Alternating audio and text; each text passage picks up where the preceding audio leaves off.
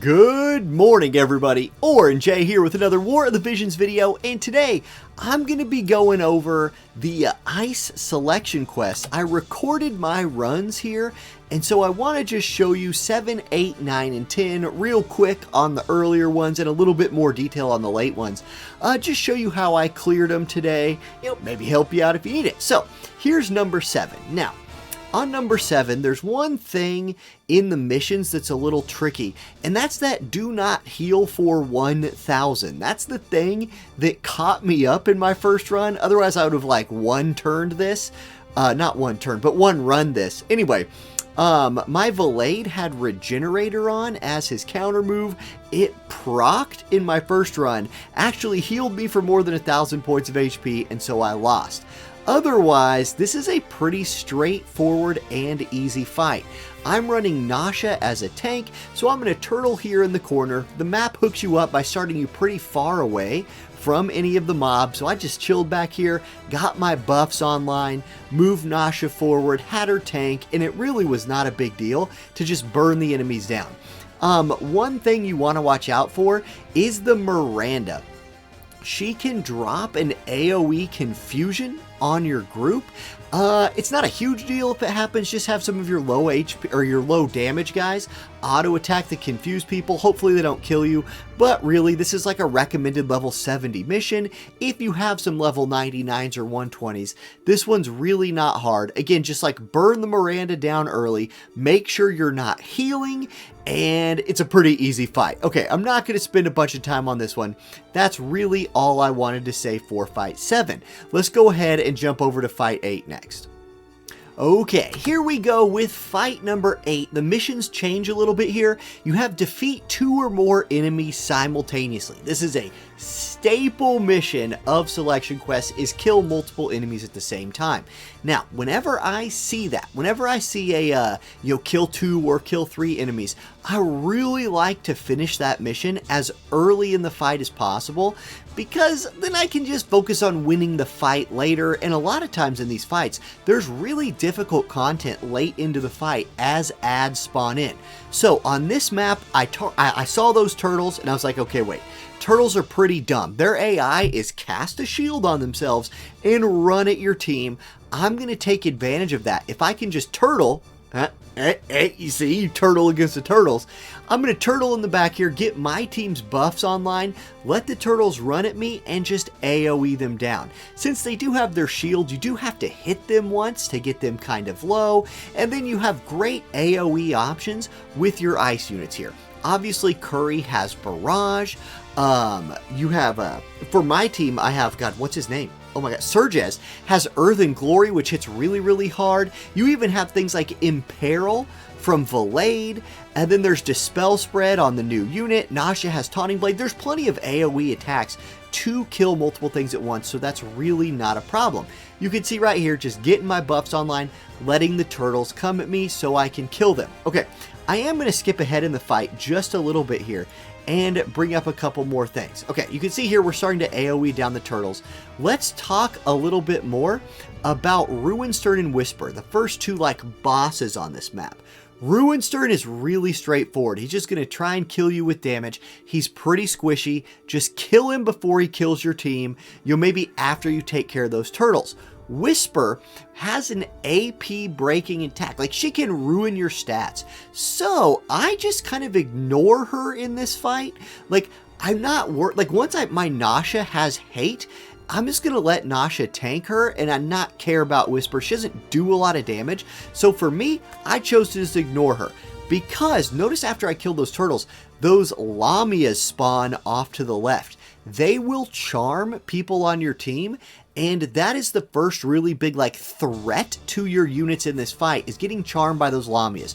So again, I'm hanging back. I'm going to hang towards the back middle here.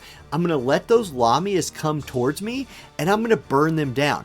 Notice how after I killed Ruinstern, a Jaden spawns in the back with a Lucia and an Elshra, who will just cast Quicken on Jaden over and over again. Now, those ads will spend some turns buffing in the back if you're out of range of them. So what I did here, I'll even skip forward in the fight a little bit. I'm just like, you can see here, I'm just ignoring Whisper. The Lamias are dead. And eventually, the Jaden is going to come up and try and start like AoEing my team down with help from the Quicken from Elshra. Here you see it coming. Now, my units are level 99 except for Nasha's at 120, and obviously the selection quest unit at this point is only level 79.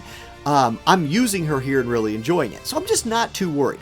Like here, Jaden's going to get a Quicken, he's going to come up, he's going to start doing his damage. Lucia's very squishy, especially being a wind element unit, so once they move into range, I'm just going to say, okay, here we go, I'm going to activate my damage and just burn them down.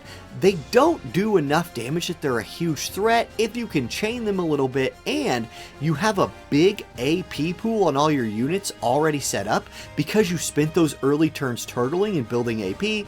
Boom, it's easy. And with that move right there, this fight's basically over. Just Elshra and Whisper left. That's not a threat. We'll burn them down. GG. That's fight 8.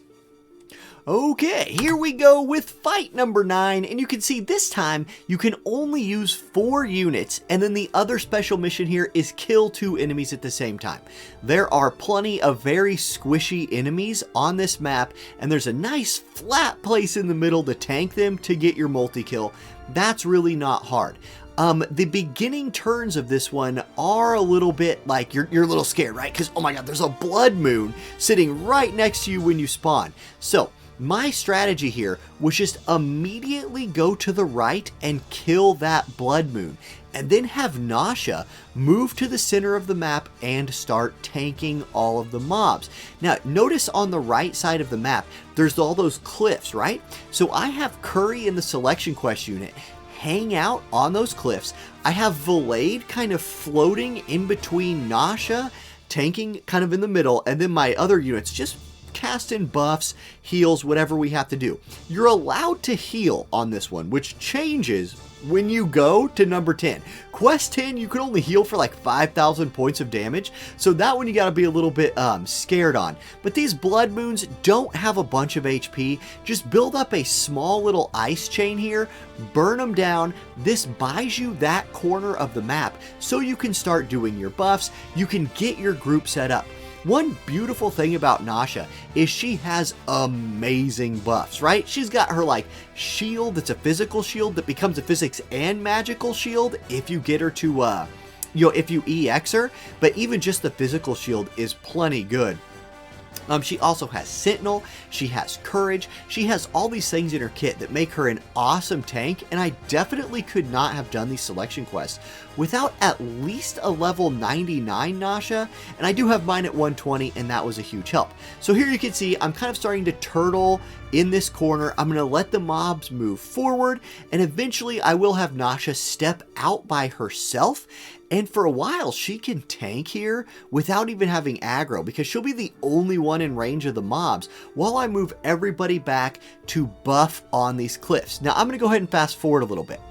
After you kill some of the mobs, you're going to see you get Camilo and Elsarel, Sleepy Time to spawn, and some mages. So I immediately take care of killing the mage that's hanging out on my cliff because I want this cliff to be a safe spot for Curry and Raphael, the selection quest girl, to stand back, use their range attacks, and burn through the rest of the map. So here you can just see I'm like trying to figure out like min-max what the best move's going to be. I'm going to kill this mage right here with a, I think I crit him with a poison sting. Yeah, he's dead. So that's a little bit lucky. Sometimes you get some lucky crits. But seriously, Nasha can stand there and just tank the hell out of all these mobs. They do things. That's a baby funny joke. They do things like disable and immobilize. So Esuna can be a really nice spell here if you want your tank doing stuff, but as long as she has aggro and is just standing there tanking, she really doesn't need to do a ton. So just have her sit there, tank everything up, and then burn the mobs down with your ranged units on the cliff, or at least that's how I did it. Now, we're going to fast forward a little bit more here. Okay, here we go. That mage dies. Aha! Now, eventually, let me back it up just a bit here. Eventually. Right, like I'm going to kill this mage. Okay, he's dead. We're eventually going to kill Camilo. And once we kill Camilo, and it probably happens after you kill either Camilo or Elsie. Here you go. Camilo's dead. Here comes a spawn. So we're going to get a raid boss and a white mage. Oh my god, what's the name? I want to call him Howlet because Howlet uses this dude. But anyway, raid boss is gonna spawn. Win raid boss. My god, I can't believe, like, what the hell is his name? Anyway, he gets regen cast on him by the white mage. The thing here is you have access to poison from your DPS units, or at least I did in my group. And this guy is, if you use a poison move on him, it will 100% poison him, and he has a massive HP pool. So really, I don't change much about my strategy. I just have Nasha out here in aggro range, taking damage from everybody. I'm going to drop a poison on the mob. So here it comes. I'm going to have Raphael do it. She steps forward here. We got a poison sting. I'm going to like float through some moves. Hold up, but watch. You'll see me discover it here in a minute. Let's see. Oh, wait, here. We're going to look at his stuff. I keep skipping ahead like, yeah, I don't know what I'm doing. Okay, so we're going to click his little thing here. What's he got? You can see weak to pierce and minus 60% to poison means you're going to poison him if you want to. So I'm like, all right, I get you. You have 24,000 HP. I'm going to drop a big, thick poison on the big, thick cloud monster here. And that's just a good setup. Now, on this map, you are allowed to pick up crystals, which is really nice. You're not allowed to do that on the next map. And at this point, it's basically just over. My tank's out there tanking stuff. I'm going to kill the white mage as soon as I can. The poison will hit the boss very hard. I still can't remember his freaking name. That's amazing. I'm impressed. But this is a straightforward, pretty easy fight. That's how I did it. Okay, let's go on to fight number 10. Okay, now fight 10 has some very special missions in it. So let's go ahead and take a peek at those. And we're going to talk about it a little bit. So first of all, you can't really heal on this one. I'm still bringing Valade because I don't have many other options. But you cannot recover more than 5,000 HP. You also cannot pick up any crystals. And at some points, there's going to be a lot of dead mobs on this map. Be careful not to like ruin a good run by picking up a crystal. And then defeat 3 or more enemies simultaneously. That was a little bit clunky to me, and you don't have a chance to knock this out early. There's just going to be a point where there's a lot of ads on the map. I'll kind of walk you through how I did this. Now, I think the start of this fight is very important, so let me get in here. Okay, you have a glacial bird on the left, and you have a freezies far away from you. The freezies is a little bit hard to kill, can put frostbite on your team, is in general just really annoying to deal with. So here was my plan for getting this fight started on the right foot. I'm going to go with my turtle strategy, and I'm going to put don't move with shadow bind on the glacial bird. That bird can come hit you with a stop. It's an AoE stop move if he gets close to you. I don't want him anywhere near me. And when you kill him, ads spawn. So just burning him down instantly, I didn't feel was the greatest idea. So I'm just going to immobilize him. I'm going to let him just stand over there. And then I need freezies to come towards me because it takes a little bit to kill him. And I want to kill him kind of like 1v1 or 5v1, I should say. While Glacial can't move, I'm going to kill freezies before I have to worry about him plus any more ads. So I'm going to sit here and buff. I kind of scuffed the turn order a little bit right here because this is where Surges can really shine in my opinion. Surges with his AP breaking move, watch this. So here's Freezies. I'm going to have him run forward. He does an attack that frostbite Surges, no problem. Ayaka's TMR can actually remove that. So I'm going to use a little bit of healing here. It's only 1421, so I know I'm still very much under the 5,000 mark. And then here we go. Mana Strike.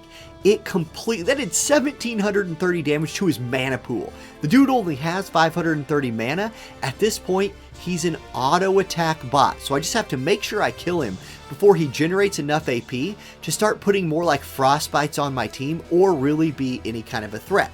So at this point, I'm going to start burning him down. Great, there's my heal. And then with King Curry is definitely one of the MVPs for me here because that Shadow Bind was just so clutch. He has access to all this AoE damage. He was probably one of my most reliable damage dealing units the whole time. Okay, so right now I'm not going to make you just watch me kill these bosses. I'm going to keep the bird immobilized over there. I'm going to kill Freezy's 1v5, and then we're going to move on to the next phase. So let me go find the next phase real quick. Okay, so there we go. Glacial's dead, Freezy's is dead. Here comes our first wave of ads. You get 3 trash mobs and then the robot from the story. Now the robot from the story here spawns like directly flanking me. I think you have 2 options right here. I go with the strategy of just burning him straight to the ground. You can mana strike him, take away his mana, and then he'll just kind of roam around the map doing weird stuff. I didn't like that strategy. I didn't have a lot of success with it. So what I decided to do was just make sure Nasha's in the middle, getting aggro for all of the ads, and then I burn down the robot. Now here's the thing. When you burn down the robot, you get the 3rd wave of spawns, and it's a big wave. So check it out. Nasha's got her aggro. I'm going to use my units right here. Actually, I really like Imperil and Ruin from Valade. Like, having that magic damage was kind of nice. So here we go. I'm going to put the damage on the robot, and then you're going to see what happens. Yeah, okay, Valade. Cast your spell. Whole world's waiting. Here's Rafael. She's level 89 at this point, so she hits really hard. That's a 6600 damage armor cleaver right there. There's the Imperil. He's dead. Now check out these spawns.